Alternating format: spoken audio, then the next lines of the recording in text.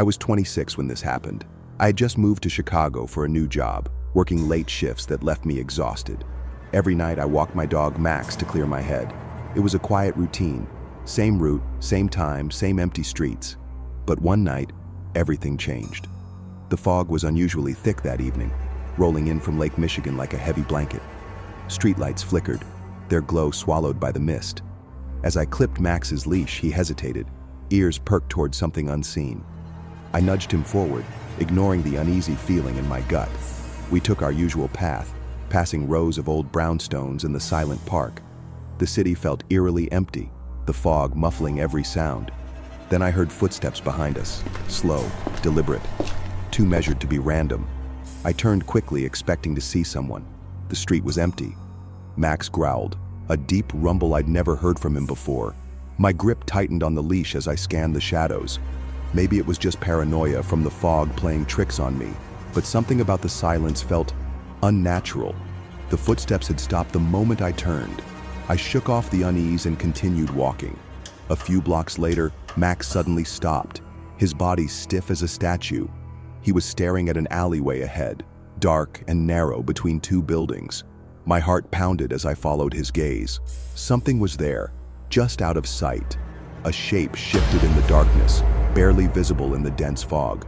A person? A trick of the light? I squinted, trying to make sense of it. Then I saw it. Pale hands gripping the alley walls, fingers unnaturally long. My breath caught in my throat.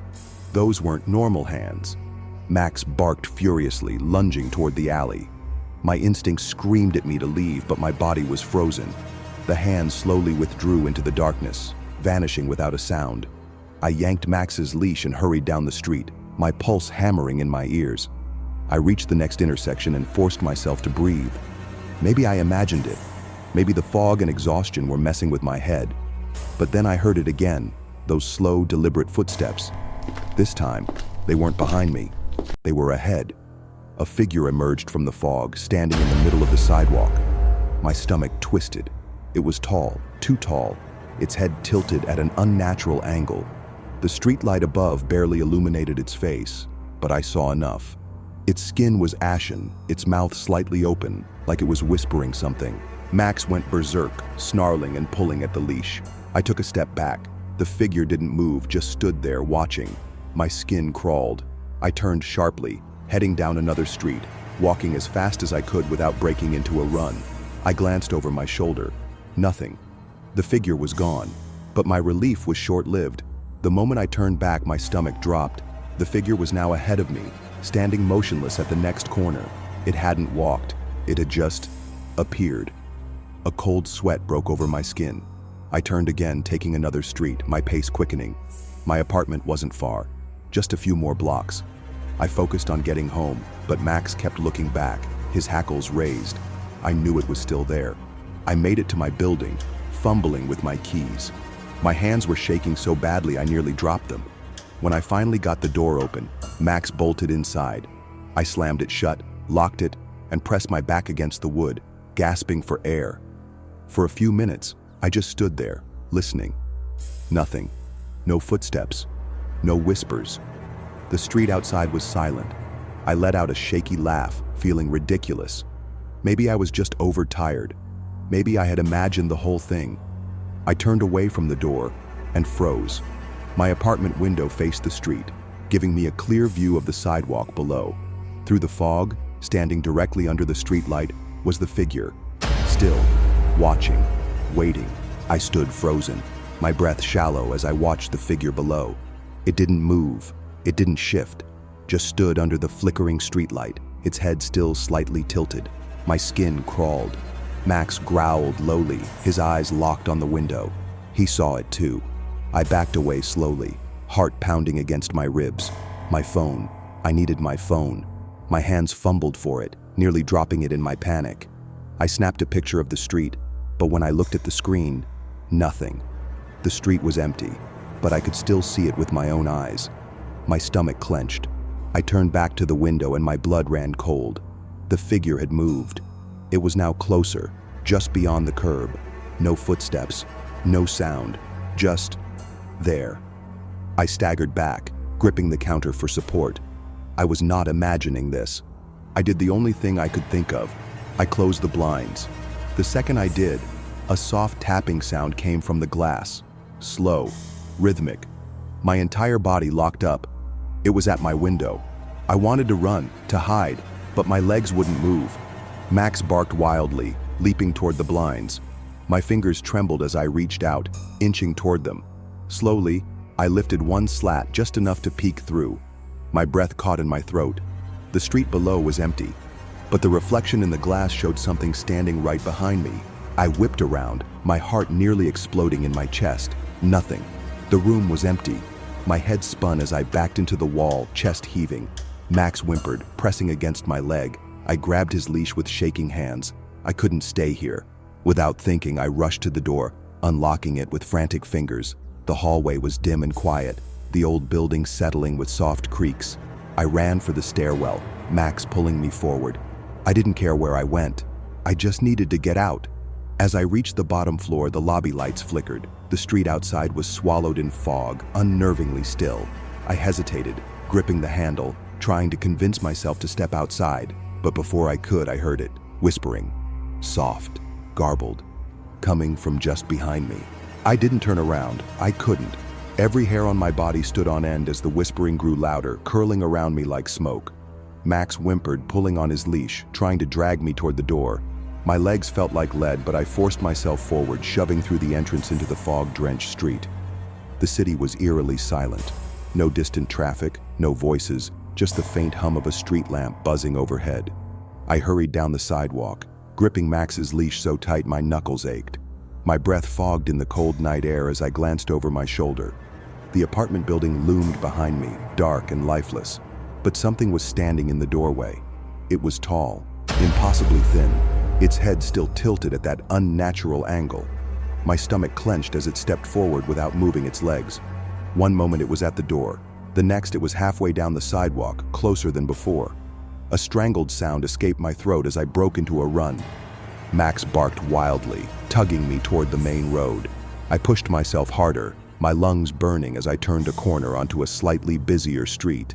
A few cars passed, their headlights cutting through the fog. I gasped for breath, slowing only when I reached a brightly lit gas station. I turned back, expecting to see it standing in the shadows. But the street behind me was empty. No figure, no movement, just the endless stretch of fog swallowing the city. My pulse thundered in my ears as I stumbled into the gas station, Max at my heels. The cashier gave me a strange look as I leaned against the counter, trying to steady my breathing. "You okay, man?" he asked. I opened my mouth, but no words came out. What could I even say? That something was following me? That I'd seen something impossible? Instead, I just nodded weakly. After a few minutes, I forced myself to step back outside. The air was still thick with fog, but nothing moved in the distance. I took a deep breath and started walking home, every nerve in my body on edge. The city felt wrong, like something had shifted. When I finally reached my apartment, I hesitated before going inside. I checked the window. The street below was empty. No shadowed figure, no tapping on the glass. It was like nothing had ever happened. But as I stepped inside, locking the door behind me, I couldn't shake the feeling that I'd brought something back with me. If you enjoyed this story, be sure to like, share, and subscribe. I was 27 when this happened, working as a part-time dog walker while finishing my degree. Miami has its share of weirdness, but for the most part, I stuck to safe, quiet neighborhoods where the biggest problem was stepping in something nasty. That changed when I took on a new client, an older woman named Mrs. Ellison, who lived in a small house near the edge of a wooded park. She had a golden retriever named Toby, a sweet but strangely nervous dog. The first time I met him, he hid behind her legs, peeking at me like I was something to be afraid of. "He's just picky about his roots," Mrs. Ellison said, scratching behind his ears. "There are places he just won't go." At the time, I didn't think much of it. Dogs have their quirks. But after my first night walking him, I realized it wasn't just a quirk. It was something else. That evening, I clipped the leash onto Toby's collar and led him outside. The sun was setting, casting a soft orange glow over the quiet suburban street. We started toward the park, following the path Mrs. Ellison recommended. The moment we got near the entrance, Toby froze. His whole body tensed, his ears flattened, and he let out a low whimper. I gave the leash a gentle tug, but Toby refused to move. His tail was tucked, his eyes locked on the tree line ahead. "Come on, buddy," I murmured, trying to coax him forward. He wouldn't budge. His nails scratched against the pavement as he pulled back, refusing to set one paw on the grass. I sighed, giving in. "All right, no park," I muttered, turning us down a different street. The moment we changed direction, Toby relaxed. His tail wagged slightly, and he trotted along beside me like nothing was wrong. I chalked it up to some bad memory. Maybe another dog had spooked him in the past. I didn't think about it again until the next night. It was even darker by the time I arrived, the humid Miami air thick and sticky. Mrs. Ellison waved from the porch as I clipped Toby's leash on. "Be careful," she said, her voice a little softer than usual. I gave her a nod, leading Toby onto the sidewalk. At first, everything seemed fine. We took the same route, avoiding the park like before. But halfway through the walk, Toby stopped again. This time, it wasn't near the trees. It was in front of an old, run-down house at the corner of the street. The porch light was off, the windows dark. It looked abandoned, but something about it made my skin prickle. Toby whimpered, his body rigid. Then, he did something that sent a chill through me. He growled. Not a playful, warning growl, but a deep, guttural sound that I'd never heard from him before. His eyes were locked on something near the house. I followed his gaze, but there was nothing there. Just an overgrown yard and an old wooden fence. I took a cautious step forward. Toby's growl got louder. His body pressed against my legs, pushing me away from the house. I wasn't the kind of person who scared easily, but something about that moment made my stomach twist. The air felt heavier, charged like the seconds before a storm. Then I heard it, a whisper. It was so faint that at first I thought it was the wind. But then it came again, drifting through the humid night air. A voice, low, urgent. I couldn't make out the words, but the sound of it made my chest tighten. Toby snapped his head toward the fence, his growl turning into a sharp bark. I jumped at the sudden noise, my grip tightening on his leash. My pulse pounded in my ears as I stepped back, my eyes scanning the shadows. But the street was empty. No movement, no sign of anyone nearby. I didn't wait to find out more. "Let's go," I muttered, pulling Toby away. He didn't resist this time. He practically dragged me down the street, not slowing until we were several blocks away. When we finally got back to Mrs. Ellison's house, she was waiting on the porch, watching me with a strange expression. "Did he stop again?" she asked. I hesitated, then nodded. "Yeah, but not at the park. It was that old house at the corner." Her face paled. She glanced toward the street, then back at me. "That house has been empty for years," she said quietly. "People say it's haunted. I don't know if I believe in all that, but..." She trailed off, looking down at Toby. He was pressed against my leg, still trembling slightly. I forced a laugh, trying to shake the unease in my chest. "I'm sure it's just some local legend," I said, but Toby really didn't like it. Mrs. Ellison gave me a long look, then sighed. "Maybe take a different route tomorrow." I nodded, handing her the leash. As I walked back to my car, I told myself that there had to be a logical explanation. Maybe an animal was hiding in the yard. Maybe my mind was playing tricks on me. But deep down, I wasn't convinced, because as I got into my car, I glanced back at the house one last time, and for a split second, I swore I saw something move behind the fence. The next night, I took a different route. I wasn't about to test Toby's patience, or my own. We avoided the park, stayed far away from that house, and stuck to well-lit streets. Toby seemed fine at first. He walked beside me, his tail wagging slightly, his usual self again. I was relieved. Maybe the night before had just been a fluke. Maybe there was a stray animal in that yard, something that had set Toby off. I kept telling myself that as we passed under the streetlights, the humid air pressing against my skin. But then, something changed. Toby stopped again. This time, we were in the middle of an empty sidewalk, nowhere near the house or the park. He planted his feet, ears twitching, eyes scanning the street ahead. My chest tightened. I followed his gaze, my own nerves prickling. The street was empty, no cars, no people. But something felt off. A gust of warm wind rustled through the trees, carrying the faintest sound with it. A whisper. It was the same as before, low, urgent, impossible to understand. My mouth went dry. I turned in a slow circle, my breath quickening. The houses were dark, the porches empty. There was no one around. Then Toby whined and backed up. He never did that. Not once in all the time I had walked him. His ears flattened against his head, his tail tucked so tightly it nearly touched his belly. He was scared, terrified. I knelt beside him, rubbing his side. "What is it, buddy?" I whispered. My own voice sounded shaky. "There's nothing there." But even as I said it, I didn't believe it, because at that moment, the whispering grew louder. It was coming from the alley ahead of us, a dark, narrow passage between two houses swallowed in shadows. The whispering echoed from within, swirling in the thick night air. I couldn't understand the words, but the tone was unmistakable. It was calling. My breath caught in my throat. I wanted to move, to turn and walk away, but my body felt frozen, held in place by something I couldn't explain. Then, Toby barked, loud and sharp, a desperate warning. The leash jerked in my hand as he bolted in the opposite direction. I didn't hesitate. I ran with him. We didn't stop until we were back in front of Mrs. Ellison's house, both of us breathing hard. My hands were trembling as I unclipped Toby's leash. He ran straight to the porch, curling up near the door. I stared at him, my heart hammering. Mrs. Ellison stepped outside, her face creased with worry. "What happened?" I swallowed hard, glancing over my shoulder. The street behind me was quiet, undisturbed, but I could still feel it, the weight of something watching. I don't know, I admitted, but Toby does. I barely slept that night.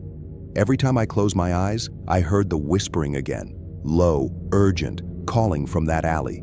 It lingered in my mind like a bad dream, twisting into something worse, something real. The next morning, I told Mrs. Ellison everything. She listened, her expression growing darker with every word. When I finished, she let out a slow breath, glancing down at Toby. He was curled up at her feet, his ears still pinned back. "I was hoping this wouldn't happen again," she murmured. A chill crawled down my spine. "Again?" She nodded, rubbing Toby's head. "I had another dog before him, Max. Sweet boy, just like Toby. One night, a few years ago, I had a different dog walker. She came back shaking, said Max refused to walk past a certain street. She quit the next day." My hands tightened into fists. "Did she say why?" Mrs. Ellison hesitated. "She only said she heard something, a voice, calling her name." A shiver ran through me. I didn't ask for more. I didn't want to know. I just knew one thing. I wasn't walking Toby at night again. For the next few weeks, I stuck to daylight walks. Toby was happy. No more freezing in place. No more eerie silence pressing in.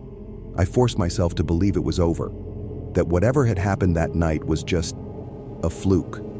Until one evening when I was sitting at home, scrolling through my phone. A notification popped up from a local news page. The headline made my stomach drop. "Unidentified remains found in overgrown alley near Pinecrest neighborhood." I clicked the article. A few blocks from Mrs. Ellison's house behind an abandoned home, workers had found a shallow grave. The remains had been there for years. No identification, no answers, just bones. I stared at the screen, my pulse pounding in my ears. I didn't need anyone to tell me where they found it. I already knew. That was the alley, the same one where I heard the whispering. I never walked Toby again after that. I quit a few days later, making up an excuse about school and work. Mrs. Ellison didn't seem surprised. She just nodded, thanked me, and wished me well. I still think about that alley sometimes, about the whispering. I wonder if someone else will hear it one day, if another dog will freeze in fear at the sound of a voice no one else can hear, or if whatever was calling that night finally found someone who listened. I was 31 years old and worked as a warehouse inventory manager for a shipping company.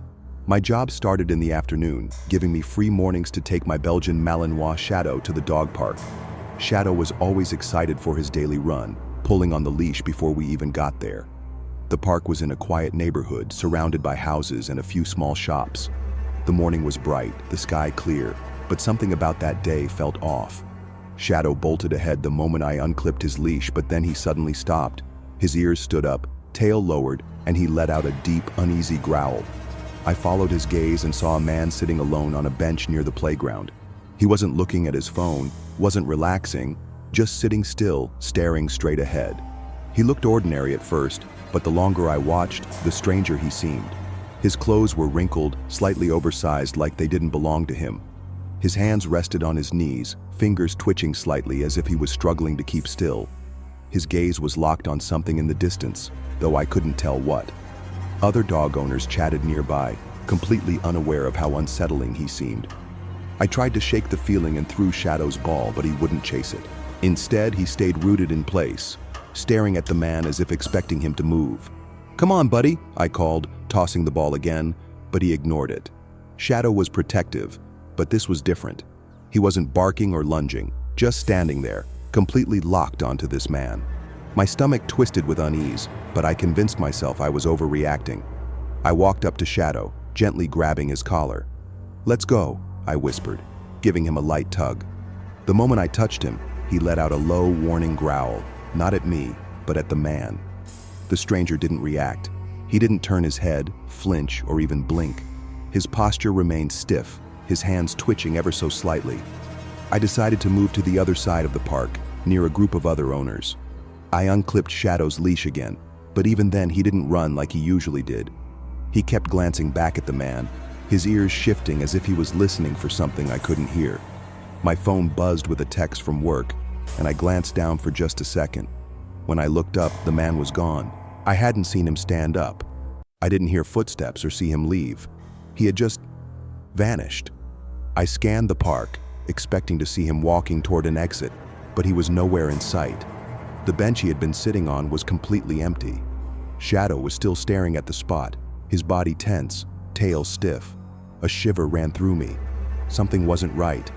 I clipped Shadow's leash back on and decided to leave. As we walked toward the exit, I caught movement in my peripheral vision. My breath hitched.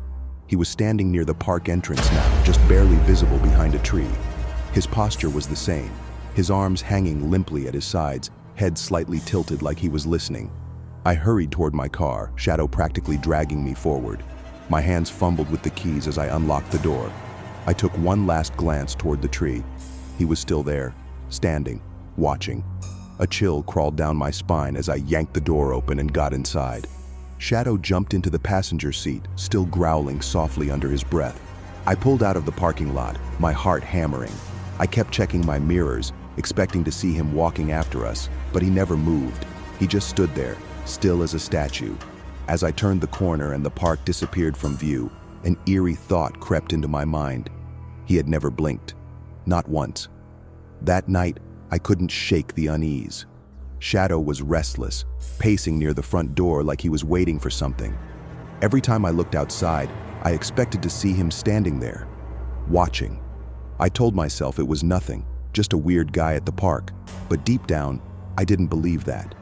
At exactly 3:07 a.m., Shadow started growling again. This time, it was different. Low, guttural, almost a whimper. My stomach twisted as I sat up in bed listening. My apartment was silent except for the hum of the fridge. Then I heard it. A single slow knock at my front door. Shadow stood by the door, his body tense, ears pinned back.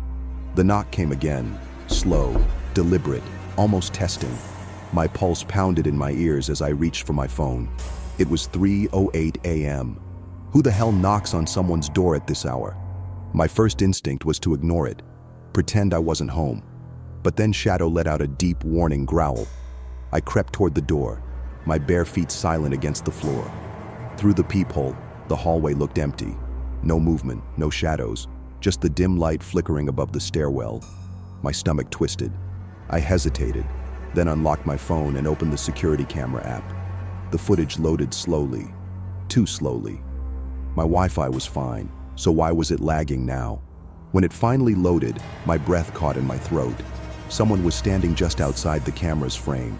Only the edge of a shoulder was visible, barely peeking into view.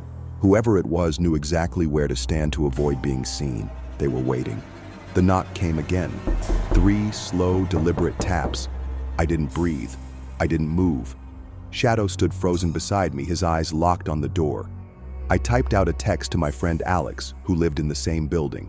Someone's at my door. Not answering. You up? No response.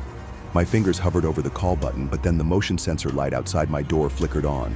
My camera app glitched, the screen going black for half a second before the feed returned. The person was gone. The hallway was empty again. I waited, listening for footsteps. Nothing. No door opening, no creaking floorboards. Whoever had been there hadn't walked away. They had just disappeared. After a few more minutes, I forced myself to step back. Shadow was still watching the door, but his growl had stopped. Maybe, just maybe, it was over. I turned off the hallway light, crawled back into bed, and told myself it was just some drunk neighbor knocking on the wrong door. But deep down, I didn't believe that, because when I checked the camera feed one last time, my blood ran cold. The bench at the dog park, the one where that man had been sitting earlier, it was now directly in front of my apartment building. Someone had moved it. I didn't sleep. How could I? Every time I closed my eyes, I saw that bench, sitting just outside my building like a bad omen. Someone had moved it there. But why? I kept staring at the security camera feed, half expecting that man to suddenly appear and sit down again. But the screen stayed empty, the bench unmoving, waiting. By morning, I had almost convinced myself it was just a weird coincidence. Maybe the city moved it for some reason. Maybe some drunk guy dragged it over as a joke. I was grasping at anything that made sense. But then I took Shadow out for his morning walk, and all my excuses fell apart. The bench was gone. I froze mid-step. My eyes darted around the sidewalk, the street, even the dog park itself. Nothing. Like it had never been there. But I knew what I saw. Someone had placed it there last night, and now they had taken it away. My skin crawled. Shadow tensed beside me, his ears flicking toward the trees at the edge of the park. I turned, ready to get the hell out of there, but then I noticed something else. The same man from yesterday, the one who never moved, was there again. Same hoodie, same stiff posture, sitting on a different bench near the trees. And he was facing me. This time, he wasn't pretending to be oblivious. My breath caught in my throat. I clutched Shadow's leash tighter and walked faster, forcing myself not to run. My apartment building was only a block away, but it felt like miles. My skin prickled as I sensed eyes on me the whole way home. I didn't dare look back. Once I got inside, I locked every single door and window. I pulled up the camera feed again, watching the park entrance, the street, my front door. Nothing. The man was gone, but I knew he'd be back. He had followed me. That night, I barely moved from my couch, my phone clutched in my hand, Shadow curled beside me. Every sound made me jump, every passing car sent my heart racing. And just when I started to think maybe it was over, my phone buzzed. A text from an unknown number. Nice dog. I didn't breathe. My fingers trembled as I hovered over the screen. Then, another message. See you soon. I didn't reply. I didn't move. I just sat there, frozen in fear, as Shadow lifted his head and let out a deep, low growl, staring at the front door.